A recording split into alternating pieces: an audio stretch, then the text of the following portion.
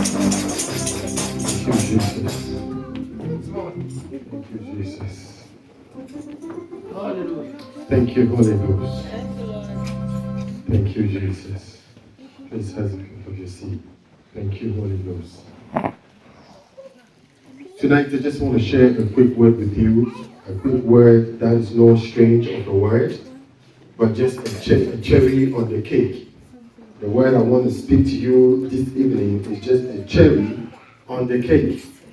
This morning, our Father gave us a word, and I am standing on that word to give you a cherry on the cake. Thank you, Jesus. Thank you, Holy Ghost. Holy Spirit, we thank you. We bless your name, my Lord. Father, we've gathered here because we are thirsty for the word. In the word, there is life. In the word, there is hope. In the word, there is fullness thereof. Therefore, Holy Spirit, let your word speak unto us. Father, we may be few, but let your word saturate us, my Lord. Let your word saturate us, that we may be able to feed others. In the name of Jesus. And let us say amen. Amen. This evening, I want to share a quick word with you because it's a Sunday evening. I will go straight to the point and cut it very short as possible. But this morning, our Father, bless you, Papa, bless you. Our Papa gave us a word about a prodigal son. I don't know if you really sat down to really go deep into the message that really came. But God, who is working, is working among us, is not waiting for you or I to work. But before I bring in a message, man of God, you had a message, you have a dream. I didn't know about the dream until this afternoon. I was praying, the Holy Spirit came and whispered the meaning of the dream. Because when you told me, I didn't know what to tell you. But just this evening, when I got to know that we are coming back, I was spending time praying when the Spirit of the Lord came to spoke and gave me the essence of the dream man of God had. I needed to understand that the Bible says that whatever shall be revealed to you in the secret, come back to the light. Amen. And see. So this hour, what God has revealed, we are standing on the light to reveal it. But I will take it from what our Papa said this morning, because God is yearning to have us back to himself. God is desiring so much so that we will be blessed. God is not taking the delight of we living mediocre life. God is not taking the delight of us lacking in every sense. So today I want to take it from the same book of Luke, reading from 15 to 18, just to put a little bit emphasis on the word of God said this morning and this evening. Thank you, Jesus. If I may have somebody to read for me, because I love to hear the word of God myself. Amen. Luke 15, verse 1 to 18.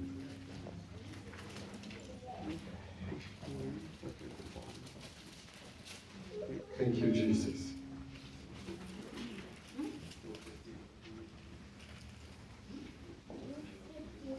Then all the tax collectors and the sinners drew near to him to hear him.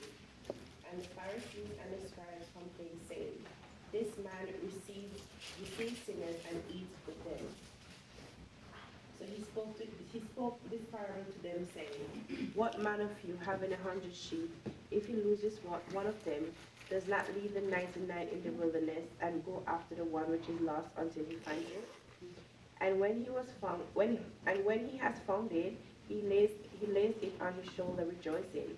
And when he comes home, he calls together his friends and neighbors, saying to them, Rejoice with me, for I have found my sheep, which was lost.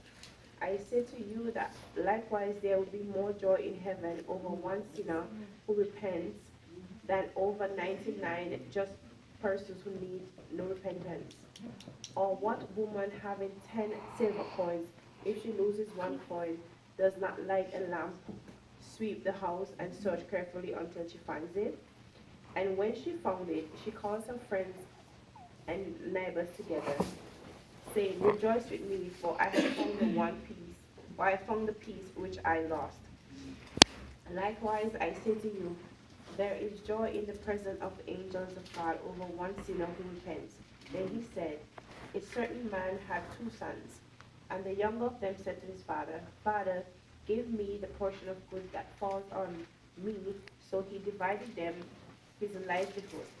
And not many days after, the younger son gathered all together, journeyed to a far country, and there wasted his possession with prodigal living.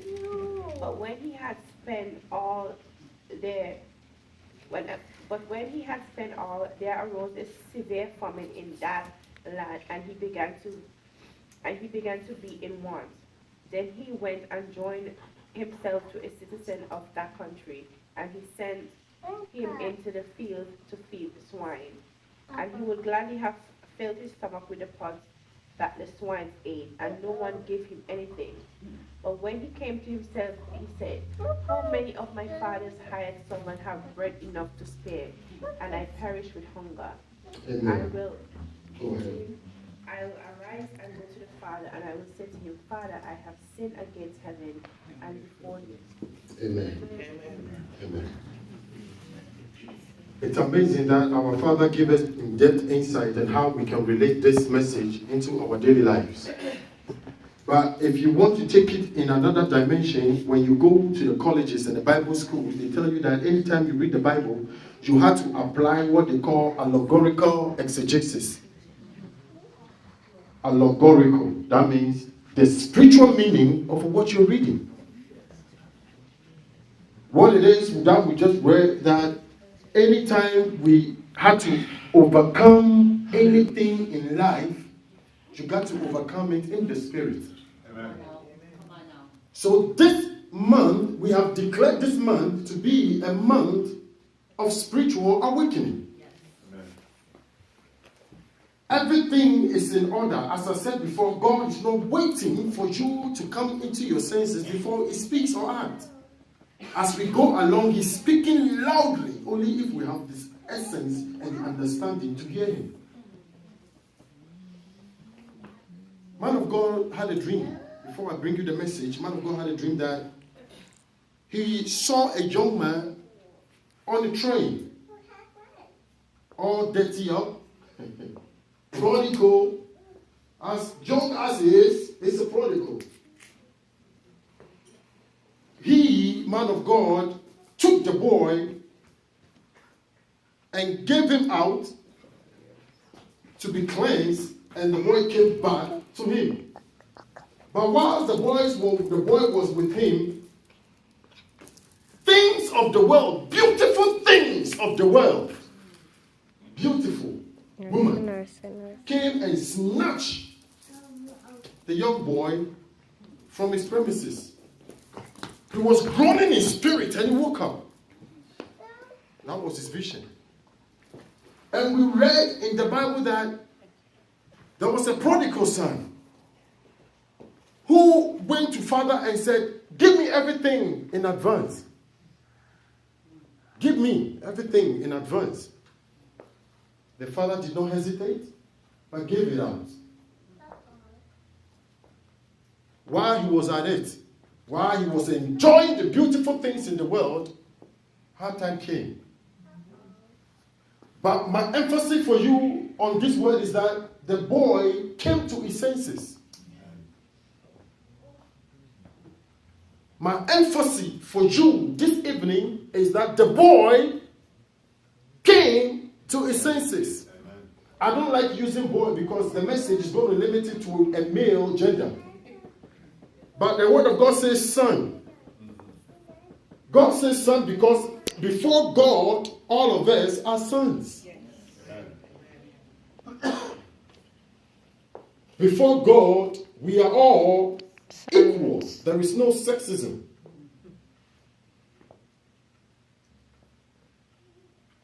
And because God wants us to produce or reproduce in every area of our life, He calls us sons. I need you to understand that it's the sons that carry the seed. Thank you, Holy Ghost.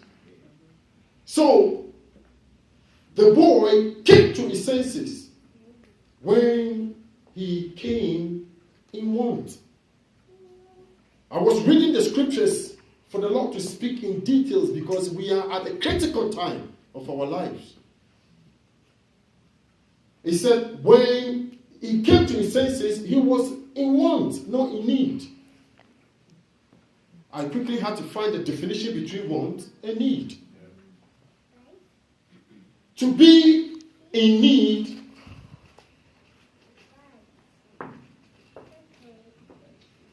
Thank you, Jesus. Thank you, Holy Ghost.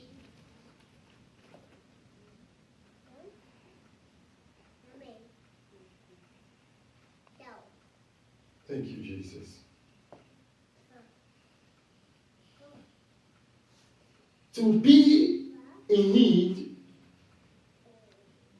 is a person must have something that is needed in order to live or to succeed or be happy. To be in need is for someone or a person must have something that is needed in order to live or succeed or even be happy. But to be in want, to desire, and to wish for something. To be in want is just a desire. Oh, how I long to be back home.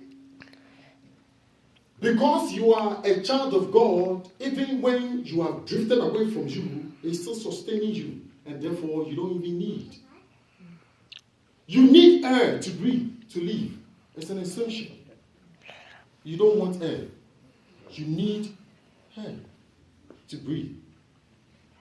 So when you are in want, that means even when you have drifted away from the Father, He was still sustaining you. So this evening, I just want to encourage you with this cherry on the cake. That be spiritually awakened.